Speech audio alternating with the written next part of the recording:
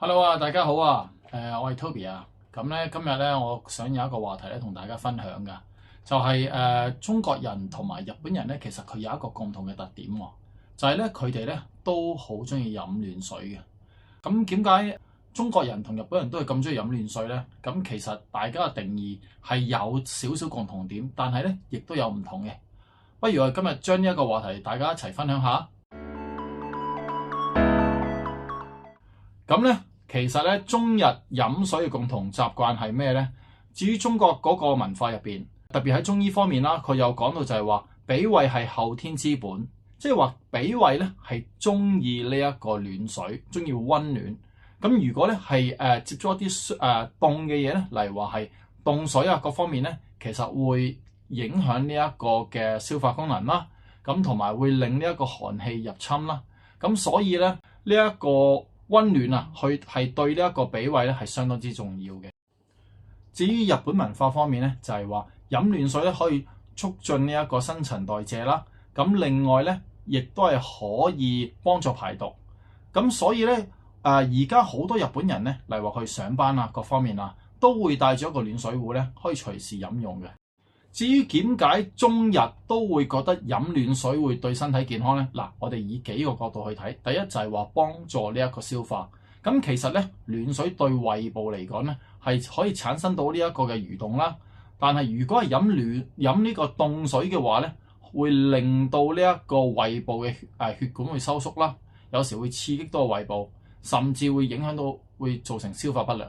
咁所以飲暖水嗰個胃部嗰個消化咧係有相當大嘅幫助嘅。咁下一步啦，當然就係改善呢一個嘅血液循環啦。咁其實飲暖水會對胃部嗰個血液循環會更加順暢。咁但係相反咧，如果咧飲凍水嘅話咧，咁其實會對胃部嗰個血管咧應該係咁講，令到佢收縮。咁從而好簡單一句話，咁佢嗰個消化亦都會減慢。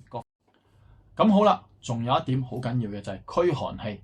咁咧，其實中國、日本亦都係話飲暖水可以對身體可以保溫，但係咧飲凍水當然係唔得啦。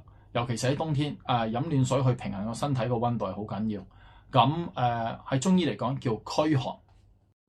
咁咧其實咧講到最尾咧就係話中日都有一個共同嘅特點同埋嘅諗法，就係話例如話中國人咧就係話寒從口入，就係話將一啲有寒氣嘅帶入口入邊，咁飲用咗、食用咗，咁從而就會對呢一個嘅胃部會有一個嘅血管收縮啦，咁會影響到個消化啦。但係喺日本嗰方面咧，佢哋就會覺得因為飲暖水可以促進嗰個身體個新陳代謝，咁所以亦都可以幫助到排毒。咁啊，當然亦會對皮膚啊各方面會有好大嘅改善啦。咁所以咧，去到好多個觀點咧，其實都係一致嘅。咁中國人嘅習慣會係點樣咧？例如話當我哋起身一朝早起身，咁咧我哋就可能會飲一杯暖水，咁咧就係促進嗰個血液嘅循環啦，令成個人咧就會精神晒、醒翻晒。咁日本就係話佢哋喺飯前會飲一杯暖水啦。咁可以令到嗰個血液循環啦，同埋幫助到嗰個胃部例如話之後再食嘢啊，令到佢哋嗰個消化系統會得以改善。咁例如話頭先講翻啦，咁中國人會點樣去？除咗暖水之外咧，佢哋都會飲邊一啲嘅暖飲啦，例如話啲薑茶啊、杞子啊等等咧。咁其實咧亦都可以幫助到嗰個，又可以補血啦等等。咁咧，同埋咧，我唔知咧，你哋有冇去過日本嘅溫泉旅館啦？咁其實喺一啲溫泉嘅旅館或者係喺一啲嘅溫泉嘅地方咧，其實好多嘅地方佢都會提供一啲溫泉水咧，俾啲顧客去飲用嘅。點解咧？其實溫泉水咧，胃部個幫助咧有好正面嘅幫助嘅。咁尤其是日本人啦，如果佢去到溫泉嗰度啊，咁佢哋一定會飲啦。咁同埋因為話飲咗呢一啲嘅溫泉水啊，又可以幫助到個新陳代謝啊，咁啲女性又相信就係話對嗰個皮膚啊又會變靚啲啊，咁所以日本人一去到溫泉啊，佢哋真係好中意飲呢個溫泉水咯。咁咧飲凍水咧有咩叫做比較負面啦？咁例如頭先講過啦，就係嗰個影響消化啦，影響消化咁冇啊啲血管收縮，咁咪形成咗叫做冇咁好咯。咁另外就係個寒氣滯留喺個身體入邊啦。咁因為身體個新陳代謝係唔暢順嘅情況下，咁一個人咪好容易會有一個疲倦啊呢啲情況出現咯，或者腫啊各方面咯。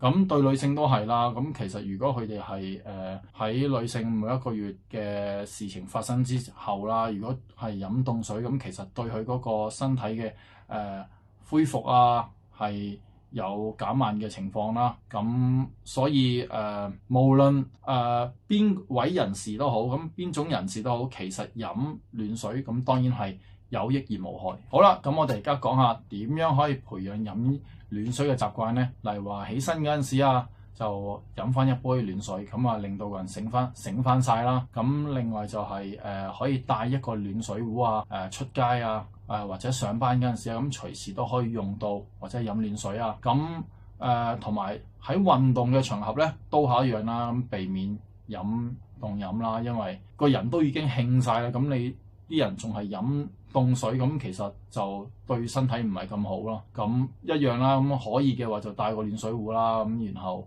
隨時可以飲用到咁樣。咁有咩係可以替代到暖水咧？咁其實例如話薑茶啦，咁亦都會幫助到身體嘅血液循環同埋保暖啦。咁啊，第二就係話喺暖水入邊加檸檬啦，即係檸檬片啦，咁啊就係檸水啦，咁啊亦都令到嗰個味道會更加容易接受啦。好啦，今日咧就關於暖水呢個話題咧，我哋講到呢度為止啦。咁我唔知大家有冇話飲暖水嘅習慣啦，定係都係中意飲凍水啦。如果係可以嘅話咧，希望咧大家可以喺討論區嗰度咧討論一下，俾多少意見俾大家。咁亦都希望你哋去支持呢個頻道啦。咁如果你哋係中意呢個節目嘅話，咁希望你點讚分享俾你啲朋友啦。係，好多謝各位，好，拜拜。